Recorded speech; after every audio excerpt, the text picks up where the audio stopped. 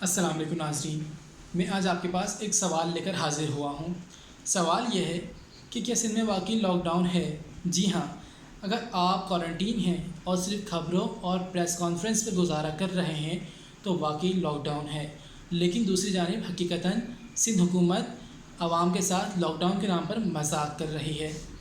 جہاں سندھ حکومت شہر میں مکمل طور پر سخت لاک ڈاؤن کا فیصلہ کرتی ہے اور ڈبل سواری پر پابندی عائد کر دیتی ہے، وہیں دوسری جانب سندھ حکومت ہی تاجر برادری کو اور مختلف ریسٹورنٹ مالکان کو اور کمپنیز کو کاروبار کھولنے کی اجازت دے دیتی ہے۔ ناظرین، اب وہ ملازمت پیشہ افراد جو پبلک ٹرانسپورٹ اور ڈبل سواری کے ذریعے اپنے منزلوں کی جانب روانہ ہوتے ہیں اور اپنے ملازمت پر روانہ ہوتے ہیں، وہ اس نازک صورتحال میں کیا کریں؟ یہاں پر سیدھا سیدھا ان کا معاشی قتل کیا جا رہا ہے۔ سندھ حکومت کے دیگر اقدامات کا اگر جائزہ لیں تو شہر کے مختلف مقامات پر قانون نافذ کرنے والے اداروں کو بغیر کسی حفاظتی کٹ اور بغیر کسی حفاظتی اسپرے کے کھڑا کر دیا ہے، جو صرف عوام سے سوالات پوچھتے ہیں، عوام کو روکتے ہیں اور ان کو اپنی منزلوں کی جانب جانے دیتے ہیں۔ چند دن قبل میرا جوڑیہ بازار جانا ہوا۔ جوڑیہ بازار جانے سے پہلے جو میرے ذہن میں حفاظتی اقدامات کے خیالات تھے جو تاجر برادری اور حکومت کی جانب سے کیے گئے ہوں گے، وہ بہت ہی عمدہ اور اچھے تھے، لیکن جوڑیہ بازار پہنچتے ہی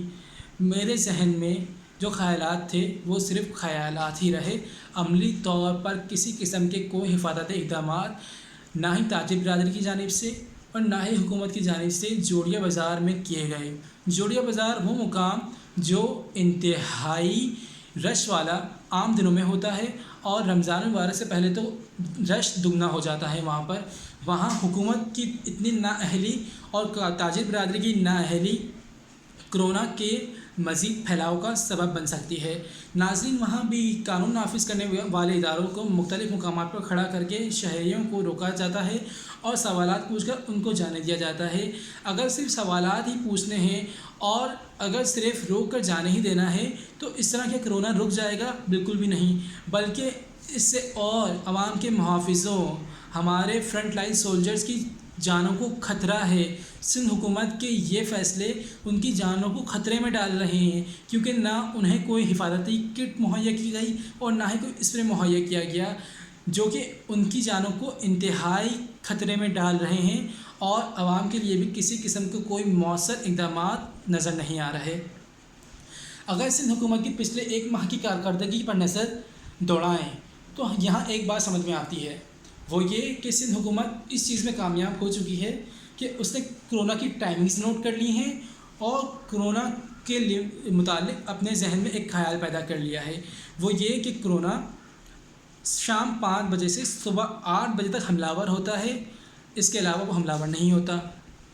کرونا ایک نظر آنے والی چیز ہے جسے سیکیورٹی اور قانون نافذ کرنے والے اداروں کی جانب سے روک کر پوچھ کر روک دیا جائے گا، سائڈ پر کر دیا جائے گا اور اس پر قابو پا لیا جائے گا۔ تو یہاں سندھ حکومت کو ہوش کے ناخن لینے چاہیے اور عوام کے محافظوں کی جانوں کو خطرے میں ڈالنے سے بہتر ہے انہیں عملی طور پر کوئی اقدامات کرنے چاہیے، کیونکہ کرونا دن میں بھی حملہ آور ہو سکتا ہے اور کرونا کوئی نظر آنے والی چیز نہیں جو اس طرح روک سکتی ہے۔ تو سندھ حکومت کو سیاسی پوائنٹ اسکورنگ کرنے کے بجائے، پریس کانفرنس کرنے کے بجائے عوام کے لیے حفاظتی اقدامات کرنے چاہیے اور اینٹی بیکٹیریل اسپرے مختلف مقامات پر کیا جانا چاہیے تاکہ عوام کو کوئی فائدہ ہو، کیونکہ پریس کانفرنس کرنے سے عوام کو کوئی فائدہ ہونے والا نہیں ہے اور اب تک ہوا بھی نہیں ہے۔ دوسری جانب عوام کو بھی اس بات کا خیال رکھنا چاہیے کہ بغیر کسی ضروری کام کے گھر سے باہر نہ نکلیں۔ اگر کوئی انتہائی ضروری کام ہے، اگر آپ کو ملازمت پر جانا ہے جو کہ وقت کی اہم ضرورت ہے تو آپ جائیں، لیکن اپنے آپ کو کرونا سے محفوظ رکھنے کے لیے حفاظتی تدابیر پر مکمل طور پر عمل کریں۔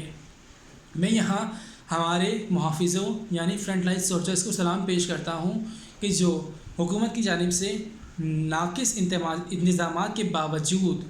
اپنے فرائض مکمل ایمانداری کے ساتھ سر انجام دے رہے ہیں اور عوام کے لیے حفاظتی اقدامات جو کیے گئے ہیں ان پر عمل پیرا ہیں۔ خدا حافظ۔